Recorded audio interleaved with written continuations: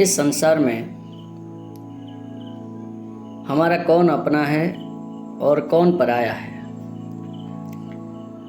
आज इसी चीज़ पे हम चर्चा करेंगे।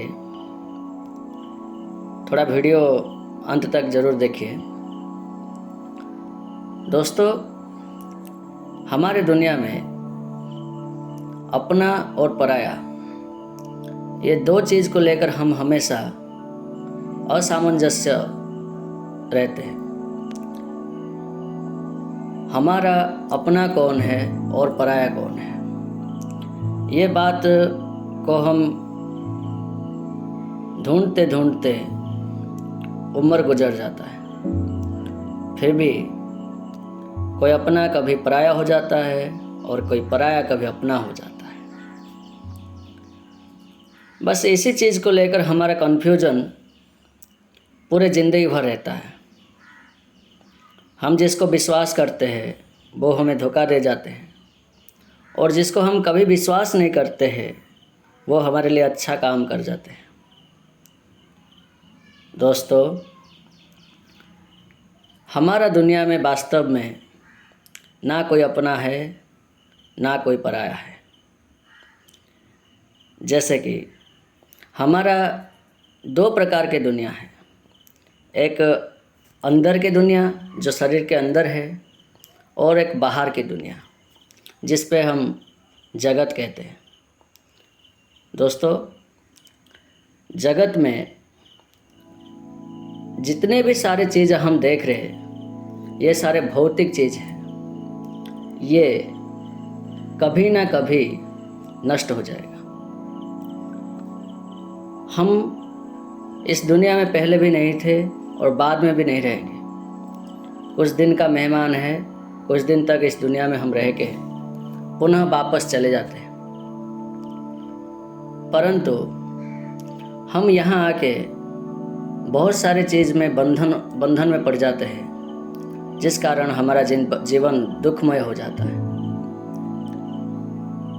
हम चाह के भी उस दुख से उभर नहीं पाते हैं, क्योंकि कोई कभी आके हमें सलाह दे जाता है, नहीं मैं तुम्हारे साथ हूँ, मैं तुम्हारा अपना हूँ, और उसको विश्वास करो तो कुछ दिन के बाद वही आपका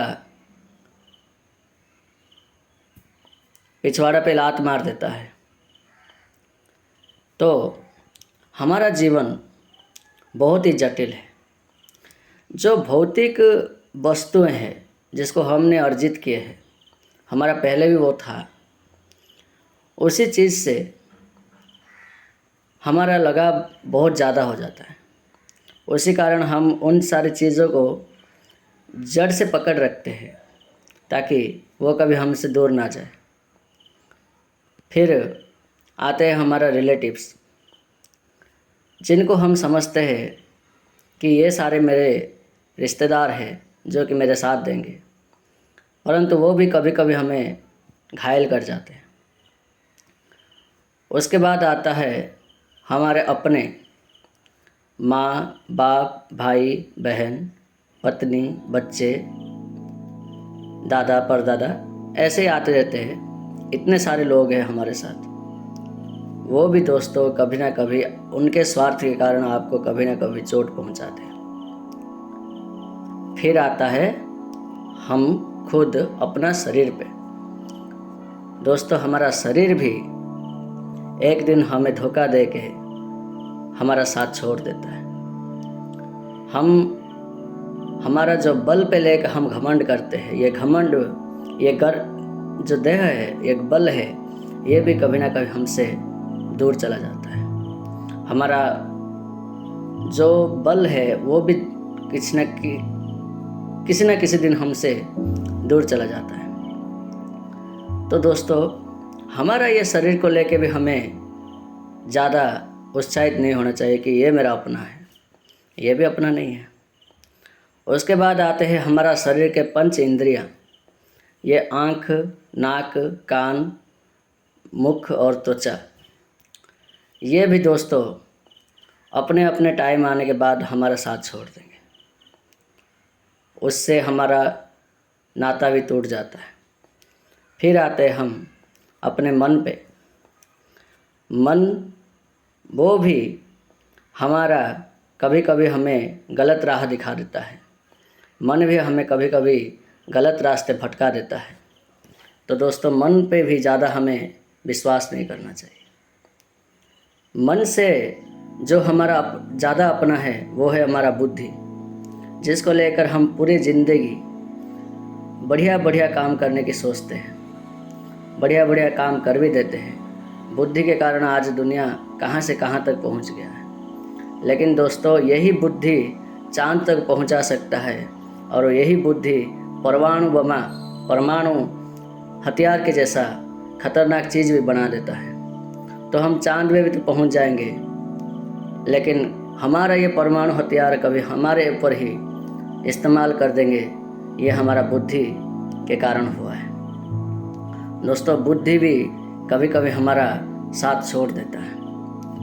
ये बुद्धि पे भी हमें ज़्यादा विश्वास नहीं करना चाहिए। दोस्तों बुद्धि से जो ज़्यादा अपना है वो है हमारा आत्मा।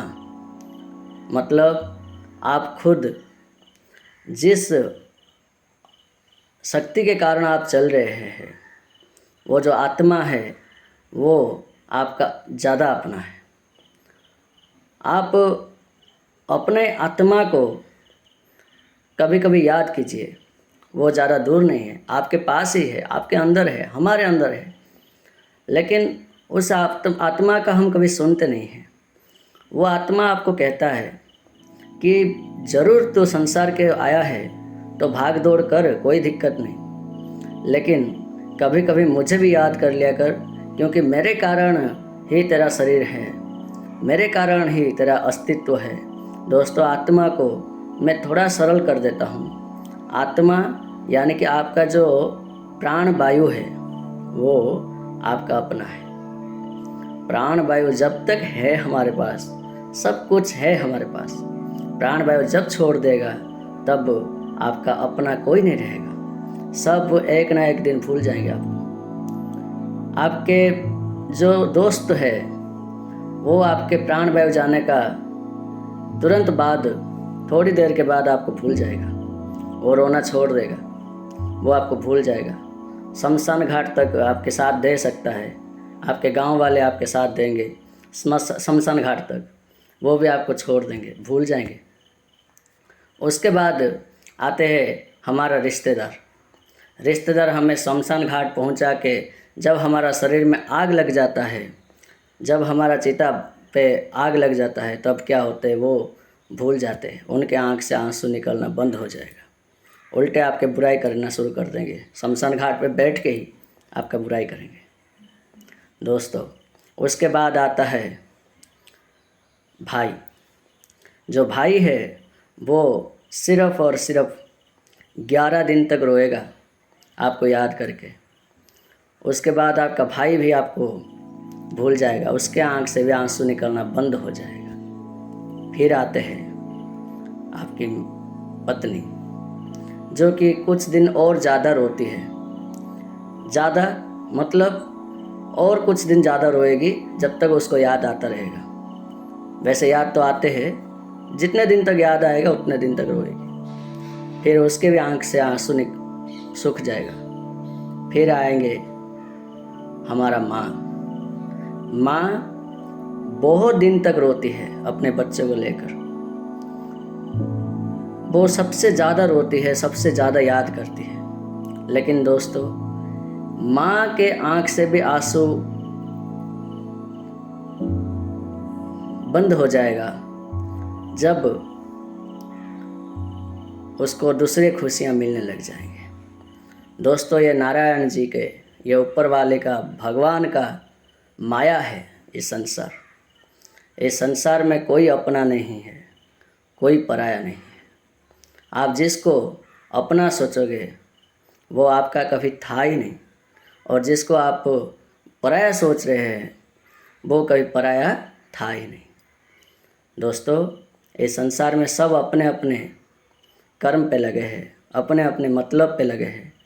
आपके मतलब के बारे में कोई कभी सोचता ही नहीं है।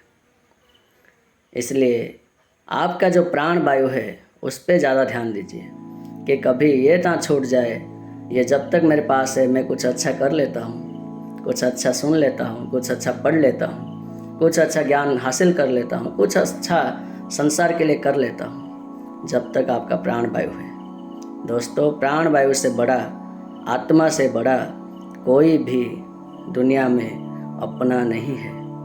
इस बात को आपने गांठ बांध दीजिए और इसको ध्यान से सुनिए, इसको ध्यान से देखिए और अपने जो प्राण वायु है उसका हमेशा इज्जत कीजिए।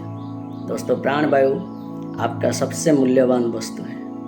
प्राण वायु ही आपके अपना है, हमारा अपना है। जय जगन्नाथ।